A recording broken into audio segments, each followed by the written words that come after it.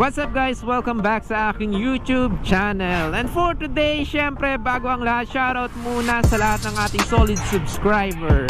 And for today's vlog, syempre pag-uusapan natin yung mga tamang pamamaraan ng pag-rescue sa ating motorcycle, or kundi hindi man, kumbaga hindi rin, kahit hindi natin kagrupo.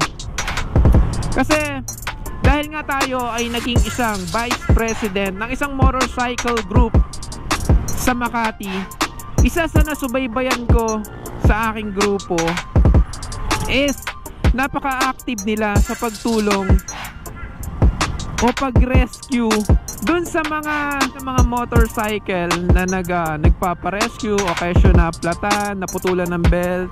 Kasi yung aming grupo is nakatag siya sa lahat ng mga motorcycle group, o kumbaga isa kasi sa pinakamalaking grupo rin. Pinakamalaking grupo yung aming nasalihan, yung Skydrive particularly Skydrive Nation. So every time na may nagpa-pop up sa kanila na nagpapa-rescue, kumbaga this oras ng gabi talagang tatakbuhin ng tatakbuhin. Well, yung ating tinutukoy na grupo ngayon is Motorcycle Nation Team Makati, formerly Skydrive Nation Team Makati. So shoutout Skydrive Nation, shoutout sa inyo. So shoutout Skydrive Nation. And yun nga, balik tayo sa pinag-uusapan natin dun sa mga nire-rescue nila. Papasok. Dahil kumbaga pagka nag-pop up sa Facebook nila o sa page nila, sa FB nila na meron nga ganito, talagang sobrang aktibo nila sa pagtulong. Kaya lang kumbaga minsan ako na rin yung natatakot sa kanila sa ginagawa nila. Hindi ko naman sila dinidiscourage sa tumulong, or wala namang masama sa ginagawa nila. Pero kasi, kumbaga sabi ko nga, ako na lang din yung natatakot sa ginagawa nila. Dahil talagang re-rescue yung mga yan. Kumbaga, eto isa na dyan sa isa naging tropa natin, si Elijah and John. Yan yung mga talagang, kasi dati kumbaga wala pang tumitigil, basta magpo-post na lang yan sa Facebook, tapos yun na, pupunta na ng mga tropa nila. Lakas nun ganyan din ako dati. So pupuntahan nga nila ng, kumbaga bakit daw ba ako natatakot sa ginagawa namin? Kasi nawawala yung sa sobrang agresibo nila sa pagtulong o sa kagustuhan nilang tumulong sa kapwa nila. Alam naman natin dati pa na meron dyan tinututukan para agawin yung motor dahil nakatambay sa isang lugar, tapos tututukan sila, kukuhanin yung motor. Kumbaga ganun kadelikado yung ginagawa nila. Okay muna tayo.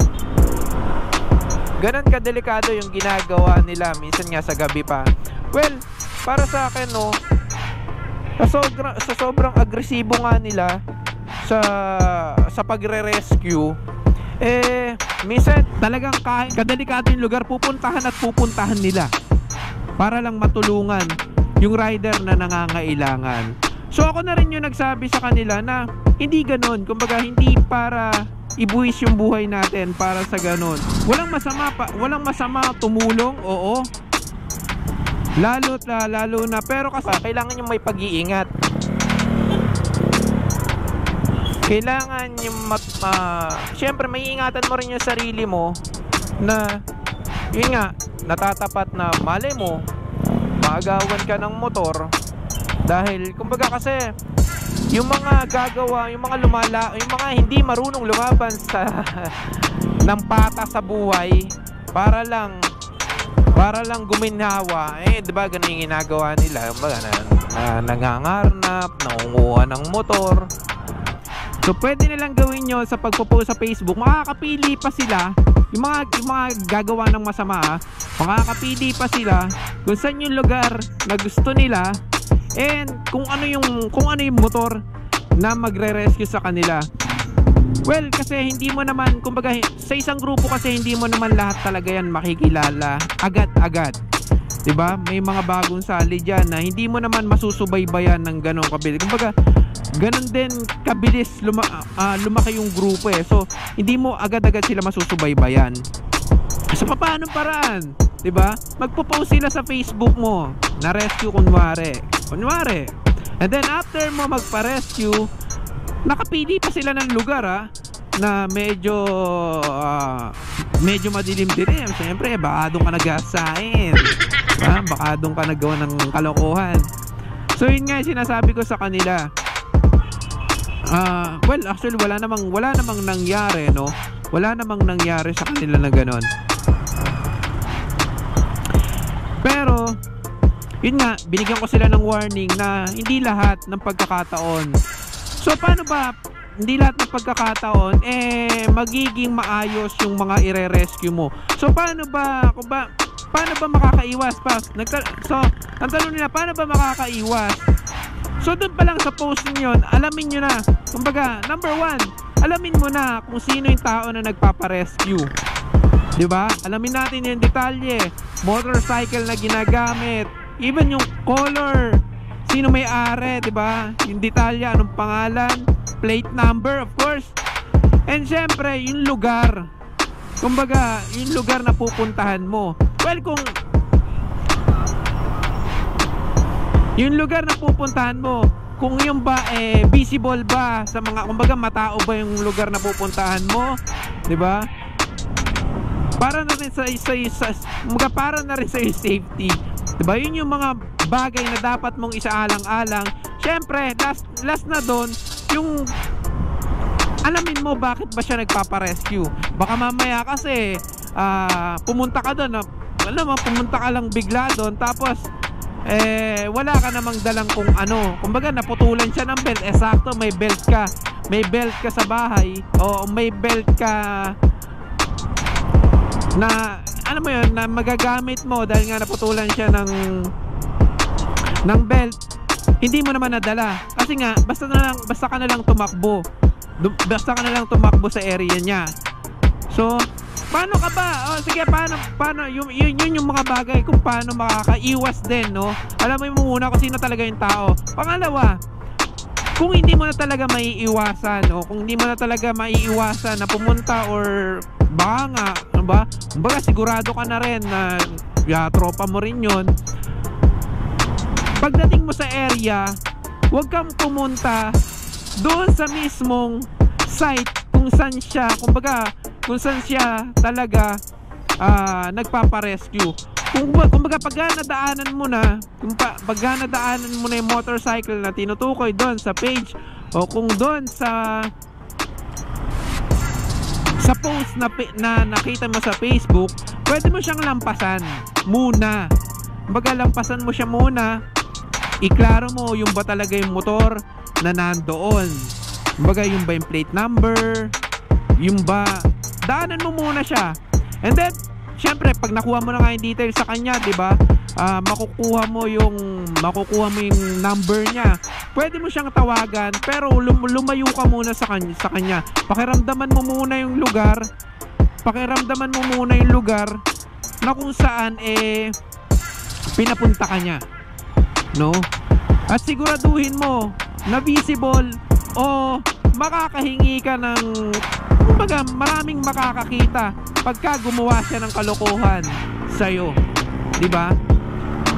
So yun yung mga bagay na isinasaalang-alang dapat kung ikaw ay tutulong or magre-rescue. Kasi sabi ko nga sa kanila, hindi na kailangan ng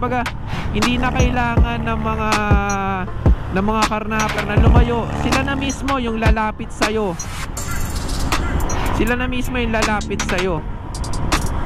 Ay, ikaw na mismo yung lalapit sa kanila para maagawan ng motor, di ba? So yun yung mga bagay, no? Yun yung mga bagay, alamin mo muna. Then wag ka munang pupunta doon sa mismong area. Kung nakita mo na siya doon, kung nakita mo na siya doon, lampasan mo lang ng konti. Kumbaga lampasan mo siya, tapos tawagan mo siya, Paps, ikaw ba pwede mong tanungin, andito na ako sa area, sa nga banda, mga ganong bagay.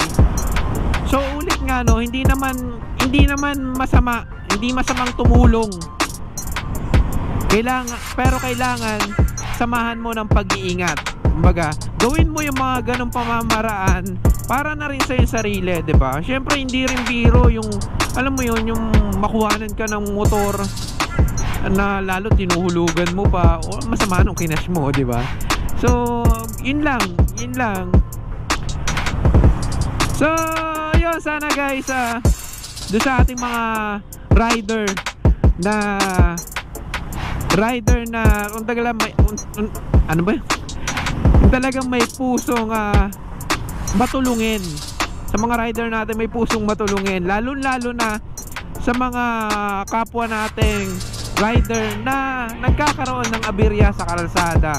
So saludo ako sa mga taong ganyan na tumutulong talaga, no?